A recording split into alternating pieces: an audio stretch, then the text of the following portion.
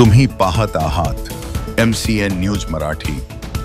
खामगाव तालुक्यात विनापरवाना देशी विदेशी दारूची वाहतूक करणारा ऑटोसह 1,54,000चा मुद्देमाल पकडण्यात आला आहे। सदर कारवाई दिनांक 11 जून रोजी संध्याकाळी पारखेड शिवारात करण्यात आली। यामध्ये देशी विदेशी दारू व ऑटोमोबाईल असा एकूण 1.5 लाखाचा ऐवज जप्त करण्यात आला। खामगाव तालुक्यातील पारखेड येथील ज्ञानेश्वर श्रीकृष्ण लाहुडकर यांच्याकडे मजूर म्हणून कार्यरत असलेला लखन रवींद्र बांगर हा 6 जून रोजी ऑटो देशी दारूचे 17 बॉक्स किंमत 60,000 रुपये, विदेशी दारूचा 1 बॉक्स किंमत 13,000 रुपये, 13,580 रुपये असा एकूण 73,640 रुपयाची देशी विदेशी दारूचा साठा तसेच मोबाईल 1,000 रुपये जप्त करण्यात आला असून मुख्य आरोपी ज्ञानेश्वर श्रीकृष्ण लाहुडकर हे अद्यापही फरार आहेत। सदर कारवाई बुलढाणा पोलीस अधीक्षक निलेश तांबे, अप्पर पोलीस अधीक्षक श्रनिक लोढा यांच्या मार्गदर्शनाखाली पोलीस उपनिरीक्षक मनोज वाफाळे यांच्या मार्फत करण्यात आली आहे।